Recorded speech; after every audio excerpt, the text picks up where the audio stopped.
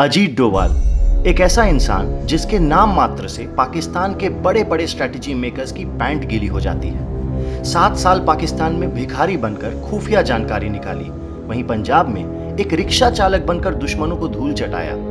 ऐसे ही इनके कई सीक्रेट मिशंस आज हम लेकर आए हैं आपके लिए। सो वीडियो पूरा देखिएगा फ्रेंड्स, क्योंकि आज की कहानी है इंडिया के नेशनल सिक्योरिटी के ढाल, the man, the legend, the modern day Chanakya, Ajit Doval.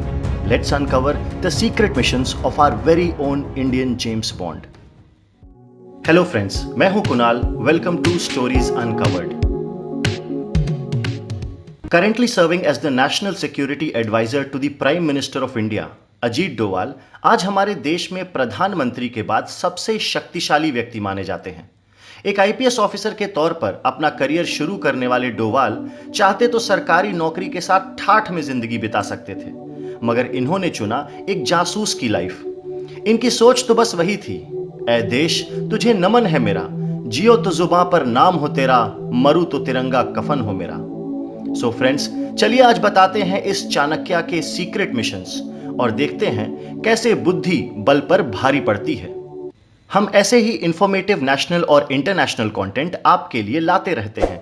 अगर हमारा काम आपको अच्छा लगता है तो प्लीज चैनल को सब्सक्राइब करें और बेल आइकन को प्रेस करें ताकि हमारा साथ बना रहे। अजीत डोभाल का जन्म 20 जनवरी 1945 को उत्तराखंड के पौड़ी गढ़वाल के एक ब्राह्मण परिवार में हुआ था। पिता आर्मी में थे तो इनकी पढ़ाई अजमेर मिलिट्री स्कूल में हुई और शुरुआत से ही ये अपने क्लास के टॉपर रहे। इनकी मेमोरी कमाल की थी, एक बार जो देख लिया पढ़ लिया इनके दिमाग में छप सा जाता था। 1968 में मात्र 23 साल की उम्र में इन्होंने सिविल सर्विसेज का एग्जाम क्रैक कर दिया और आईपीएस ऑफिसर बनके केरला कैडर से पुलिस फोर्स ज्वाइन कर लिया। नौकरी को बस 3 साल ही हुए थे कि 1972 में इन्हें केरला के थेल्लासारी डिस्ट्रिक्ट में हो रहे हिंदू मुस्लिम राइट्स को कंट्रोल करने की जिम्मेदारी दी गई। मात्र 1 हफ्ते के अंदर इन्होंने वापस थेल्लासारी में शांति स्थापित कर दी। अजीत डोभाल के क्लेवर अप्रोच की वजह से इंडिया के इंटेलिजेंस ब्यूरो की नजर इन पर पड़ी और 1972 में इन्हें आईबी ज्वाइन करने का ऑफर किया गया। अपनी वेल सेट आईपीएस की नौकरी को छोड़ अजीत डोभाल ने यह ऑफर एक्सेप्ट किया और बन गए इंडिया के सीक्रेट एजेंट। अब इसके बाद इनके मिशंस कभी रुके ही नहीं। अपने नाम अजीत को सार्थक करते हुए इन्होंने एक के बाद एक झंडे गाड़े। ध्यान से सुनिएगा फ्रेंड्स, बहुत मजा आने वाला है। सबसे पहला मिशन था इनका नॉर्थ ईस्ट में। बात 1972 की है। नई नई शादी करके लौटे अजीत डोभाल हनीमून पर जाने ही वाले थे, मगर तभी दिल्ली से कॉल आया कि मिजोरम जल रहा है। बस फिर क्या था, देश को परिवार के ऊपर रखा और चले गए मिजोरम। दुश्मन था लाल डेंगा, जो मिजोरम में आर्म्ड रेबेलियन कर अलग देश की मांग कर रहा था और इसे सपोर्ट था चाइना का। अब मिजोरम पहुंचकर इन्होंने देखा कि लाल डेंगा के अंदर 7 जनरल्स काम करते हैं जो सारे ऑपरेशंस को कंट्रोल करते हैं। दिमाग लगाया कि अगर इन जनरल्स को अपने साथ कर लिया तो लाल डेंगा पड़ जाएगा कमजोर, और हुआ भी वही। वो कहते हैं ना, घर का बेदी लंका ढाए।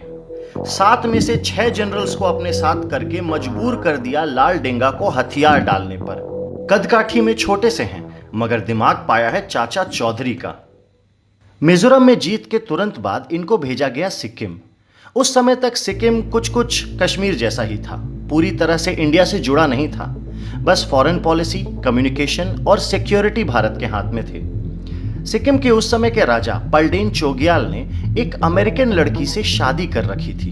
ये लड़की असलियत में एक अमेरिकन सीआईए एजेंट थी। राजा की सीआईए बीवी की मदद से अमेरिका सिक्किम के पॉलिसीज को कंट्रोल कर रहा था। मांग उठ रही थी इंडिया से अलग होने की। अजीत डोभाल ने देखा कि राजा तो उनकी बात सुनेगा नहीं, तो उन्होंने पकड़ा सिक्किम नेशनल कांग्रेस के लीडर्स को और उनको लालच दिया कि भाई देखो, चीफ मिनिस्टर बना देंगे, हमारे साथ आकर जुड़ जाओ। साथ ही सिक्किम के लोगों में प्रो इंडिया फीलिंग्स को बढ़ावा दिया। बस फिर होना क्या था, सिक्किम की जनता ने ही राजा के खिलाफ बगावत कर दी। राजा गया जेल में, सीआईए बीवी हो गई फरार और सिक्किम हो गया इंडिया का एक इंटरनल स्टेट। एक बार फिर अजीत डोभाल ने सीक्रेटली चक्रव्यूह रचकर दुश्मन को फंसा लिया। मजा आ रहा है दोस्तों? तो चैनल को सब्सक्राइब करना मत भूलना। अब अगला मिशन सबसे मजेदार है। भिखारी बनकर पाकिस्तान को चकमा दिया। बात है 1974 की। इंडिया ने अपना पहला न्यूक्लियर टेस्ट सक्सेसफुली कर लिया था और पाकिस्तान नॉर्थ कोरिया की मदद से लगा था न्यूक्लियर बॉम्ब बनाने में। इंडिया को पता करना था कि यह रिसर्च पाकिस्तान में कहां हो रहा है। तब की प्रधानमंत्री मिसेस इंदिरा गांधी ने चुना अजीत डोवाल को और भेज दिया पाकिस्तान। अजीत डोवाल का शक था कहोटा सिटी के खान रिसर्च सेंटर पर। सबूत जुटाने के लिए अजीत डोवाल भिखारी बनकर इस रिसर्च सेंटर के आगे मंडराने लगे और ट्रैक करने लगे इनके साइंटिस्ट्स को। पता लगाया कि ये साइंटिस्ट बाल कटवाने कहां जाते हैं। वहां नाई की दुकान के सामने अपने कटोरे में चुपके से साइंटिस्ट के कटे हुए बालों के सैंपल को चुरा लिया और भिजवा दिया इंडिया। इंडिया में जब साइंटिस्ट ने चेक किया तो बालों में भारी मात्रा में रेडिएशंस निकला। बस हो गया confirm, nuclear research Khan research centre में ही हो रहा था। मगर यहां किस्मत ने मात दे दी। इंडिया के अंदर तख्ता पलट हो गया और नए प्राइम मिनिस्टर बने मोरारजी देसाई। अब देखो, मोरारजी ठहरे गांधीवादी। इन्हें रॉ और इंटेलिजेंस ब्यूरो में बिल्कुल विश्वास नहीं था। डोवाल समझ गए कि इंडिया पाकिस्तान पर कभी हमला नहीं करेगा, तो उन्होंने एक दूसरा प्लान बनाया। इजराइल के इंटेलिजेंस एजेंसी मोसाद को पकड़ा और उनको कन्विंस किया पाकिस्तान पर एयर स्ट्राइक्स करने के लिए। और इजराइल मान भी गया। मगर इजराइल को चाहिए था इंडिया की धरती, फाइटर जेट्स टेक ऑफ करने के लिए। अब यहां मोरारजी देसाई ने मना कर दिया। इस बात से डोवाल तिलमिला उठे। बना बनाया प्लान प्राइम मिनिस्टर ने ही बर्बाद कर दिया। खैर, इसके बाद भी डोवाल हार नहीं माने। ट्रैक करते रहे साइंटिस्ट को और फाइनली एक को फंसा भी लिया। यह साइंटिस्ट इंडिया को न्यूक्लियर रिसर्च के सारे ब्लूप्रिंट देने के लिए तैयार हो गया। मगर बदले में उसे चाहिए था $10,000 ताकि वो पाकिस्तान छोड़कर निकल जाए। डोवाल ने सोचा चलो काम हो गया। फोन लगाया मोरारजी को, मगर फिर मना कर दिया। यार, इस बार तो हद हो गई। मोरारजी के रवैये को देख रॉ के उस समय के चीफ RN काव ने अपने पद से रिजाइन कर दिया। आपको बता दें कि मोरारजी देसाई का टेन्योर इंडिया के रॉ और दूसरे इंटेलिजेंस एजेंसीज के लिए एक बहुत बुरा समय रहा। मोरारजी ने गलती से ही एक फोन कॉल पर बातों बातों में ही पाकिस्तान के प्राइम मिनिस्टर के सामने ये कह दिया कि हमें तुम्हारे न्यूक्लियर टेस्ट की सारी जानकारी थी। बस फिर होना क्या था? ISI ने पाकिस्तान के अंदर हमारे रॉ के जासूसों को ढूंढ ढूंढ कर मारा और अरेस्ट किया। देखिए, एक जासूस के लिए बहुत जरूरी होता है कि वो कभी पकड़ा नहीं जाए।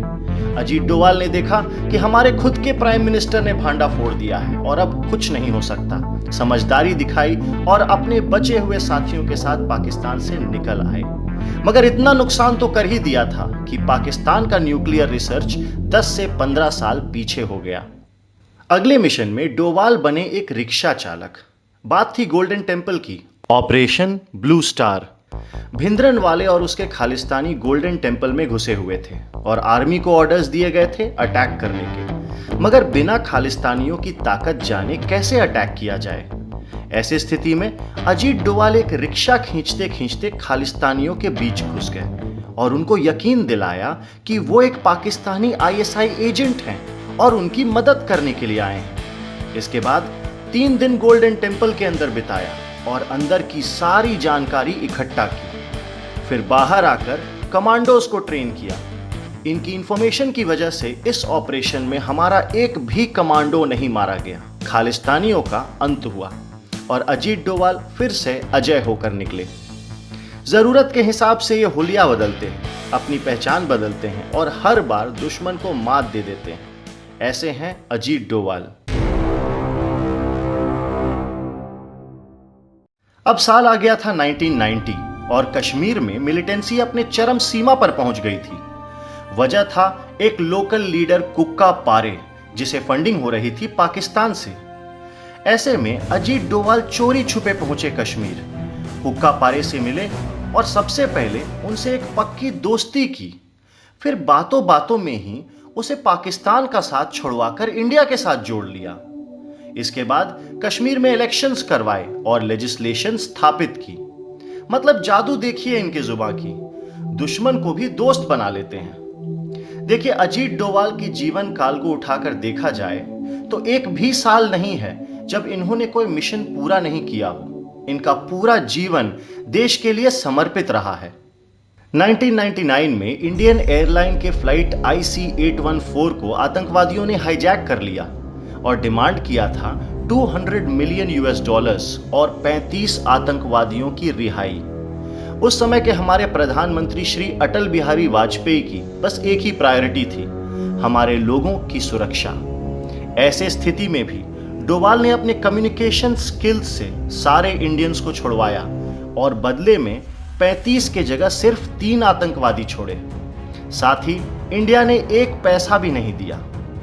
2005 में छोटा राजन और दाऊद को लड़वाकर दाऊद की बेटी की शादी में ही उसे मरवाने का प्लान बनाया था अजीत डोवाल ने, मगर हमारे ही देश के एक पॉलिटिकल पार्टी ने बात लीक कर दी और दाऊद इब्राहिम फरार हो गया। इनके मिशंस तो इतने हैं दोस्तों कि दिन निकल जाएगा बताते बताते, और सारे एक से एक। 2014 में आईसिस के चंगुल से 46 इंडियन नर्सेस को छुड़ाकर लाने वाले यही भारत के रत्न थे। वहीं 2015 में म्यांमार के अंदर पैरा कमांडोज की टीम को लीड कर 50 से भी ज्यादा आतंकवादियों को मौत के घाट उतारा अजीत डोवाल ने। 2016 के सर्जिकल स्ट्राइक के मास्टरमाइंड भी भारत के यही चाणक्य थे। LOC के अंदर घुसकर 38 टेररिस्ट्स और 2 पाकिस्तानी आर्मी सोल्जर को मारा और हमारी एक भी कैजुअल्टी नहीं हुई। ये थी इनकी प्लानिंग और स्ट्रैटेजी। जीवन भर देश की सेवा की अपने बुद्धि और अपने शौर्य से। ऐसे देशभक्त के लिए बस इतना ही कहेंगे, मिट गया है वजूद उनका जो इनसे आकर भिड़ा है, देश की रक्षा की संकल्प लिए अजीत डोवाल जो खड़ा है। 76 की उम्र में भी आज भी ढाल बनकर खड़े हैं इंडिया की नेशनल सिक्योरिटी के लिए हमारे देश के चाणक्य अजीत डोवाल। अजीत डोवाल के मिशंस के ऊपर हमारा ये वीडियो कैसा लगा कमेंट करके जरूर बताएं। साथ ही चाइना के ऊपर इंडिया की ताकत को समझने के लिए ये वीडियो जरूर देखें। दोस्तों, अगर अजीत डोवाल के मिशंस ने आपको प्राउड फील कराया तो इस वीडियो को अपने फ्रेंड्स के साथ शेयर करें। जय हिंद, मिलते हैं अगले वीडियो में।